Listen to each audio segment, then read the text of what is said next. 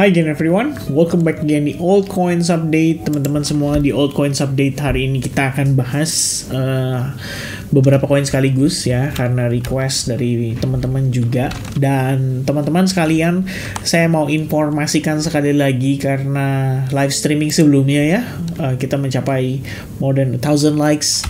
Appreciate it buat teman-teman yang udah support terus YouTube channel ini. So, maybe in the mid of this week ya, mungkin sekitaran, I don't know, maybe Rabu, Kamis ya, dan juga weekend, saya akan bikin live 2 kali teman-teman ya. It's gonna be very interesting untuk kita discuss seputar market yang posisinya saat ini, Bitcoin itu sudah berhasil mereclaim key level. After this, nanti akan saya ada update juga untuk seputar Bitcoinnya, so make sure kalian ya stay tune lah ya di dalam YouTube channel ini.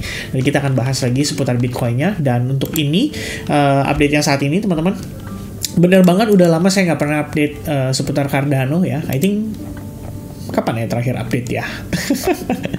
Cardano terakhir udah cukup lama sih ya, harusnya 2 pekan lalu pada kala itu ya teman-teman, ketika kita ngelihat XRP mulai dapat momentum, tapi sayang semuanya itu rata-rata digagalkan oleh kondisi Bitcoin ya, yang ketika itu akhirnya mengalami correction atau pullback.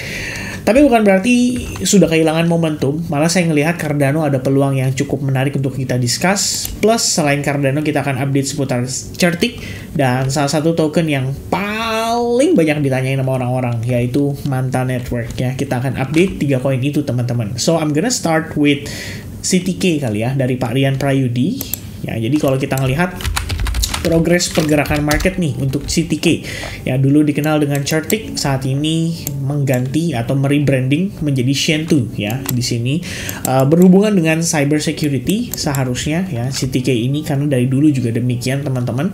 Dan kalau kita ngelihat dari price actionnya, ini CTK agak berbeda ya. Saat Bitcoinnya lagi pumping hard, cukup signifikan kita ngelihat rata-rata market hari ini sebenarnya menghijau ya. But Bitcoin I think start to consolidating, bukan consolidating sih, start to correcting ya, dari penguatan yang terjadi selama beberapa jam terakhir. It is very interesting ya. Nanti kita bakal discuss teman-teman ya. Nah, CTK tapi itu malah turun sendirian guys. Nah, ini kelihatannya adalah tipe-tipe koin-koin yang bisa dibilang itu cenderung anomali ya pergerakannya.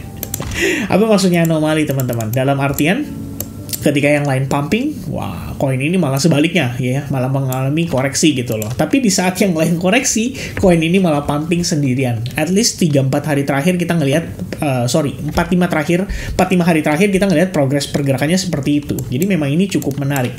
Nah, kalau kita ngelihat progresnya saat ini ya, saya pikir untuk specifically untuk Pak Rian ya, CTK itu gimana ya progresnya?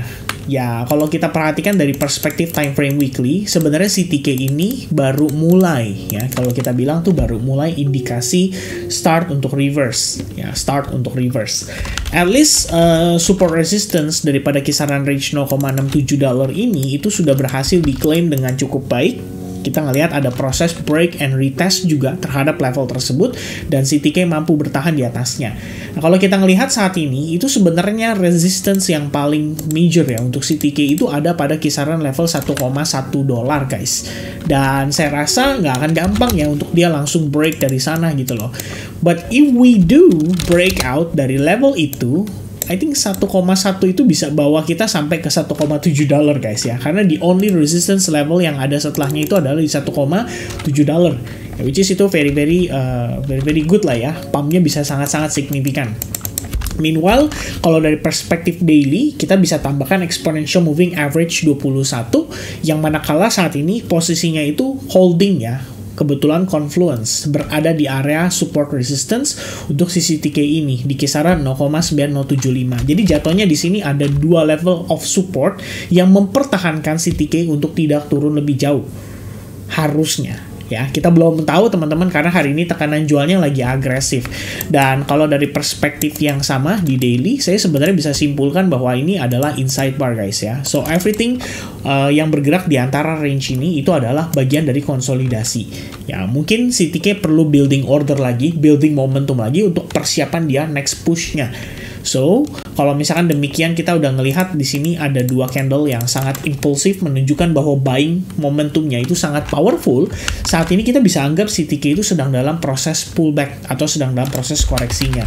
Jadi teman-teman bisa notice pergerakannya dari sini ya. Ini bisa jadi sebuah kesempatan justru untuk masuk, terutama kalau misalkan kita yang berencana untuk trading gitu ya, jangka pendek.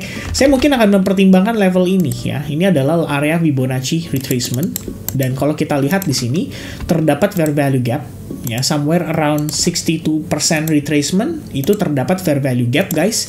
Jadi saya bisa pertimbangkan bahwa range itu mungkin adalah range yang menarik ya untuk kita ngebit lagi pada sisi TK. Ya, jadi kalau misalnya kita panjangin lagi ya, saya akan ambil dua area ini ya, antara dia 0,62%, which is di situ area fair value gap, atau saya bisa ambil juga area demand-nya. Ya, yang kebetulan confluence dengan area Fibonacci 0,79% ya. Di sini oh shit ya, sorry teman-teman ya. My bad. Ya, saya mungkin akan pakai box ini aja teman-teman ya sebagai sebuah penanda ya bahwa range area inilah ya yang bisa di-consider. Tunggu.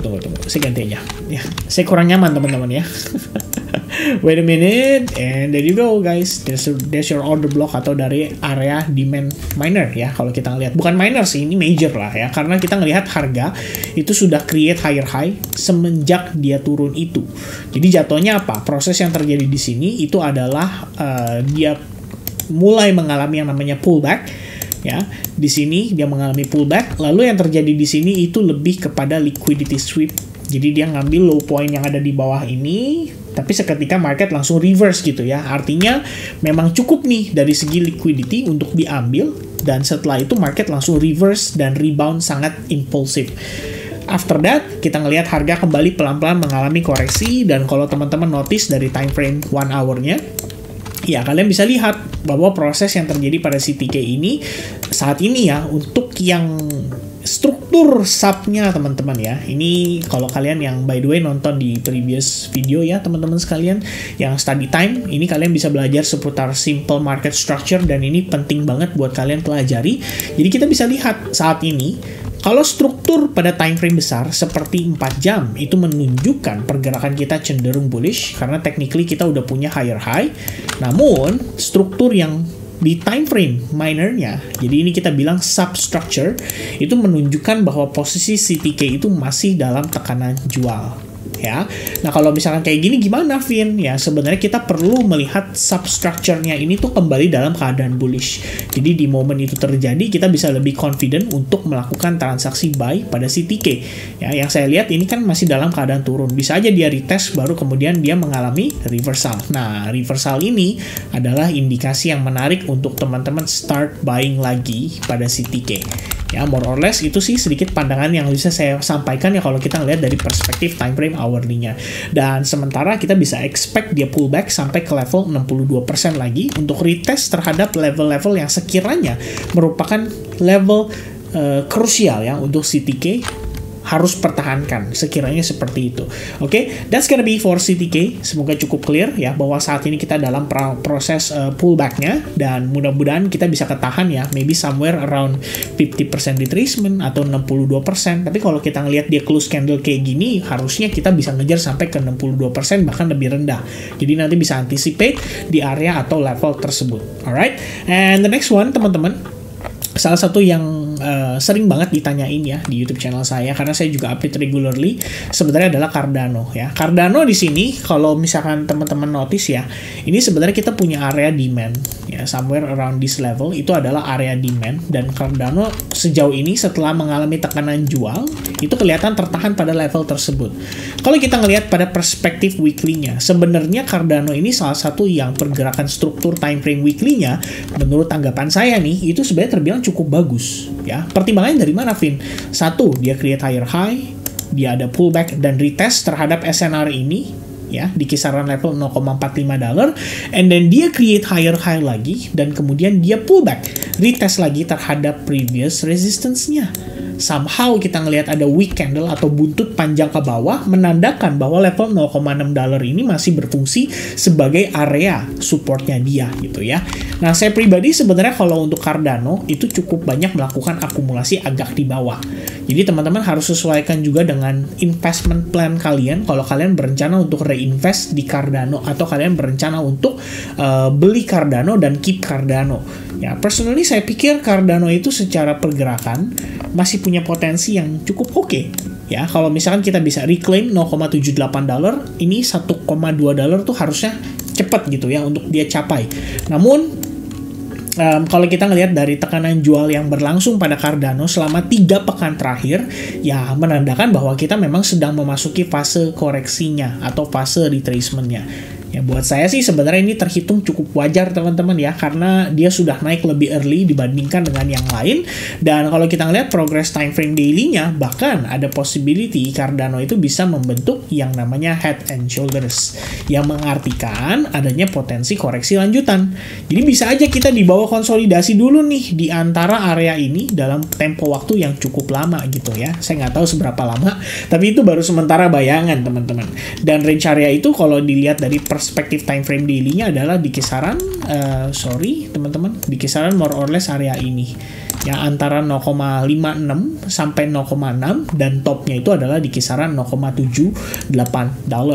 Ya, kalau kita ngelihat di sini ini sebenarnya terdapat perbatasan nih teman-teman ya, ada resistance dan support. Kalau kita lihat di sini harga ketahan di atasnya, kemudian dia turun, ketahan di bawahnya, dan sekarang kita main di bawah ini ya, di range itu lebih kurangnya. Ya, kalau misalkan teman-teman berencana untuk memang reakumulasi, saya sih sebenarnya gampang aja ya. Deket-deket kisaran 0,58, mungkin 0,6 itu udah boleh consider untuk nambah beli gitu ya.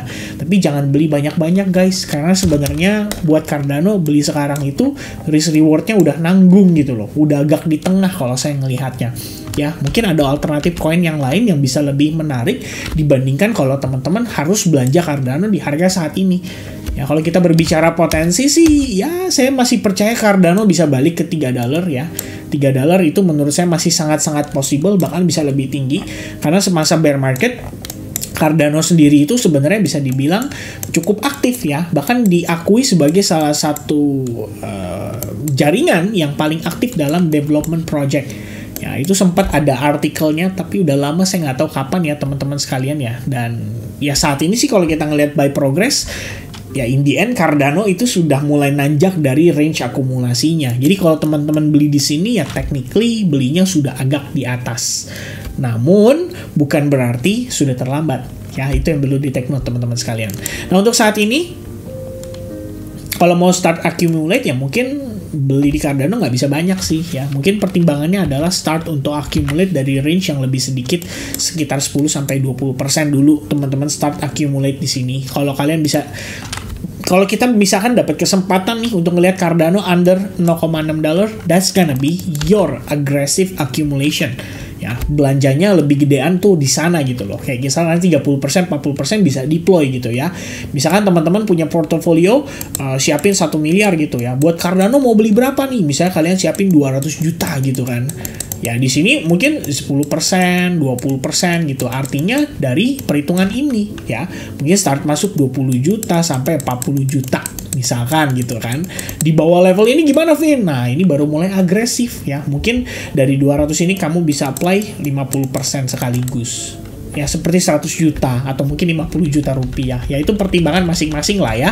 Tapi di sini bukan ajakan untuk teman-teman bertransaksi atau berinvestasi di Cardano. Please ya teman-teman pahami. Kalau saya di sini coba untuk menyampaikan supaya teman-teman punya gambaran gimana cara manfaatinnya. Ya kalau misalkan kita ngelihat Cardano by the way, dari perspektif time frame hourly, to be honest saya ngelihat pergerakan yang cukup menarik. Minimal untuk jangka pendek ini ada kesempatan lah untuk trading di Cardano. Kalau misalkan nanti kita ngelihat dia retrace dan retest nih terhadap range area ini, somehow dia holding. Ini artinya kalau kita lihat ya pada perspektif time frame 1 jam, dia itu sudah berhasil breakout nih dari ascending triangle. Di dalamnya juga ada inverted head and shoulders pula. Diiringi dengan konsolidasi. Kalau memang dia harus pullback, ya ini pullback juga harusnya ngefill area-area yang bisa dibilang krusial ya bagi Cardano, seperti area demand-nya, karena dia technically di sini dia sudah create higher high lagi ya. Balik lagi teman-teman, simple structure ya, creating higher high, higher low ya, same high level, kemudian higher high, higher low, higher high, higher low, and then higher high. Dan sekarang kalau dia pullback ya harusnya potensi higher low untuk potensi higher high lagi. Yaitu gambaran sementara yang kita bisa lihat pada Cardano, dan saya rasa ini cukup menarik. Yang penting apa? 0,64 dan trendline ini jangan di break. Kalau ini break, berarti ya invalidasi teman-teman. Kita nggak bisa execute karena kelihatannya Cardano losing momentum. Jadi pas ongoing retest, teman-teman perlu tuh nunggu candle confirmation untuk memvalidasi bahwa level ini masih bisa bertahan dan Cardano bisa bergerak ke arah yang lebih tinggi. Sekiranya seperti itu. Alright, semoga cukup jelas. And last but not least guys ya, kita akan bahas sedikit seputar Manta. So many people ya keep asking about Manta, gimana Manta ya, belum jalan-jalan nih dan lain sebagainya.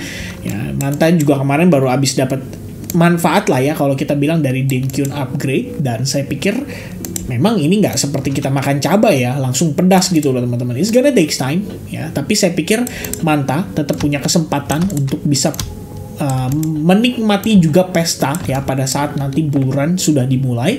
Saat ini mungkin kita lagi ongoing nyalain starter ya, kita mungkin lagi pelan-pelan coba untuk accumulate, dan saya sih ngelihat Manta ini masih di range area akumulasi. Once dia breakout dari 3275, nah itu mungkin agak lebih tinggi ya, agak disayangkan sih kalau teman-teman harus belanja di atas level tersebut. But if Manta somehow bisa reclaim 3,275, itu artinya Manta punya kesempatan untuk create higher high ya, bahkan menembus all time high sebelumnya di kisaran $4. Jadi saya bisa expect kalau Manta ini ya saat ini berada di dalam area yang cukup menarik. Kuncinya kemarin itu kita ngelihat Manta membentuk yang namanya bullish engulfing, diiringi dengan 2-3 hari mengalami retest terhadap previous sellers ya, yang membuat Manta mengalami tekanan jual cukup signifikan sampai di bawah trend line, walaupun hanya sesaat, tapi kita bertahan di sana. Dan di next day-nya kita ngelihat terbentuklah sebuah bullish engulfing candle lagi after this close candle. Jadi apa? Ini menandakan bahwa Manta itu sebenarnya secara jangka pendek aja tuh masih ada momentum buyers-nya. Ya, kalau kita ngelihat coba dari perspektif time frame hourly-nya ya, let's see what is interesting pada Manta. Jadi teman-teman sekalian, FYI ya, saya di sini udah beberapa hari terakhir memang cukup aktif ya memantau pergerakan pada Manta. Nah, ini adalah previous analysis yang saya buat pada Manta. Kita memang expecting price to go lower before the price keep pumping back again atau mulai rebound lagi. Jadi kemarin itu saya ada sempat update ya, maybe by Discord ya, let me share to you guys my screen. There you go. Ya, ini dia Manta teman-teman ya, starting dari sini. Jadi saya ngelihat oke, ini bagus ya. Masih di area akumulasi ya, belum sepenuhnya bagus tapi bisa jadi potensi untuk higher low-nya. Previously kita expect ada pullback and we have a strong pullback, akhirnya menjadi double bottom dan mulai create higher high. Ya, it's good. In case harga harus mengalami pullback, maka ada possibility development-nya seperti ini. Bisa jadi channel. Intinya dia bisa retest dulu terhadap level 0,62%-nya. And I think after dia ngebentuk ascending triangle sekalipun, saya tetap considering bahwa pullback itu bisa terjadi satu kali lagi retest. And I think that is exactly what happened with Manta. Ya, kita ngelihat dia pullback lagi ke range level tersebut, and then kalau kita lihat per hari ini, ya Manta respecting those levels and going up. Ya, jadi kita ngelihat kayak dia membentuk semacam double bottom guys. Ya, double bottom pada kisaran range area ini. Ya, nah sejauh ini sih saya berpikir ini cukup menarik ya. Manta itu masih punya probabilitas yang cukup baik untuk dia nanjak lagi. Kalau dari perspektif time frame hourly-nya pun teman-teman bisa lihat ya bahwa secara struktur simple structure only itu kita sudah reverse ya. Ini adalah low point nih. Saya akan coba marking dengan garis aja ya. Saya nggak perlu tambahin kayak X atau break atau apa gitu ya. Kalian bisa lihat di sini tuh ya. Ini adalah low level yang berkali-kali diambil. Dan terakhir kali yang diambil itu adalah low level ini. Walaupun ini hanya ya kecil, tapi kita tetap considering itu sebagai potensi market structure shift. Karena kita ngelihat dia sudah create higher high semenjak ini, pullbacknya jadi higher low, dia create higher high lagi, dan dia pullback lagi di sini menjadi potensi higher low.